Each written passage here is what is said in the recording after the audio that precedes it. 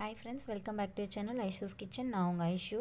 So இன்றைக்கி நம்ம பார்க்க போகிறது ரொம்ப சிம்பிளான ஈஸியான குக்கரில் ஒட்டாமல் குழையாமல் வர தக்காளி சாதம் எப்படி செய்கிறதுன்னு தான் பார்க்க போகிறோம். ஸோ இதில் என் ஃப்ரெண்ட் ஒருத்தவங்க சொன்ன சீக்ரெட் மசாலாவை நம்ம இதில் ஆட் பண்ணி தான் பண்ணுறோம். ஸோ ஃபர்ஸ்ட் டைம் நம்ம சேனலை பார்க்குறவங்க சேனலை சப்ஸ்கிரைப் பண்ணி பக்கத்தில் இருக்க பெல் ஐக்கானையும் கிளிக் பண்ணிக்கோங்க. வாங்க நம்ம இப்போ வீடியோக்குள்ளார போகலாம்.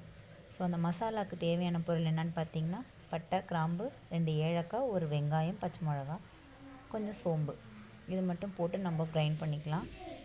அது கூட ஒரு கொத்து புதினாவையும் அதோட ஆட் பண்ணி நம்ம அரைச்சி எடுத்துக்கலாம். ஒரு டம்ளர் அரிசி ஊற வச்சுருக்கேன். நெய், அரைச்ச மசாலா, இஞ்சி பூண்டு பேஸ்ட்டு, வெங்காயம், தக்காளி, பட்டை கிராம்பு எதுவும் நம்ம போட்டு தாளிக்க போகிறதில்ல, அதனால் பிரியாணி இலை எல்லாம் ரெடி பண்ணியாச்சு. பட்டை கிராம்பு நம்ம மசாலாவோட போட்டதுனால நம்ம போட போகிறதில்ல. குக்கர் வச்சு சூடு பண்ணிக்கலாம். நெய்யை ஆட் பண்ணியாச்சு. தேவையான அளவு நெய், அது கூடவே கொஞ்சம் நம்ம எண்ணெயை ஆட் பண்ணியாச்சு. பிரியாணி இலையை இதோட இப்போ நம்ம போட்டுடலாம்.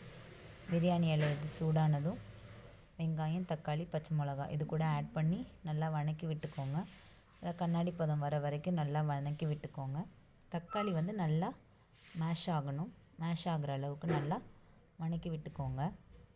முழுசாக இருந்தால் பசங்க சாப்பிட மாட்டாங்க. ஸோ நல்லா நம்ம அதை மேஷ் பண்ணி விட்டுறலாம். இந்த ஸ்டேஜில் ஒரு ஸ்பூன் இஞ்சி பூண்டு பேஸ்ட் ஆட் பண்ணிப்போம். நல்லா கலந்து விடுங்க. அந்த பச்சை வாசனை போகிற வரைக்கும் அதை நம்ம நல்லா வதக்கி விடலாம். மீடியம் ஃப்ளேம்லேயே நம்ம அடுப்பை வச்சுப்போம். இப்போ அந்த அரைச்சி வச்ச மசாலாவை நம்ம இதோட ஆட் பண்ணிடலாம். புதினாவை நம்ம டைரெக்டாக ஆட் பண்ணோம்னா பசங்க சாப்பிட மாட்டாங்க. ஸோ அதனால் நம்ம இந்த மாதிரி அரைச்சி நம்ம இது கூட ஆட் பண்ணிக்கலாம்.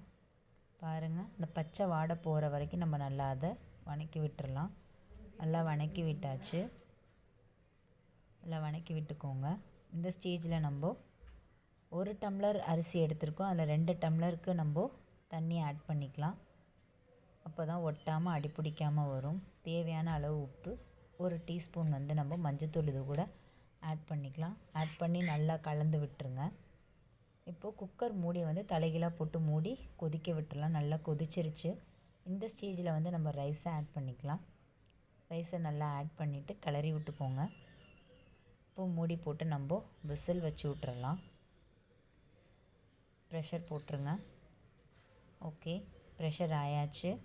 ஸோ பாருங்கள், ஒட்டாமல் குழையாமல் சூப்பராக நமக்கு ரிசல்ட் வந்திருக்கு.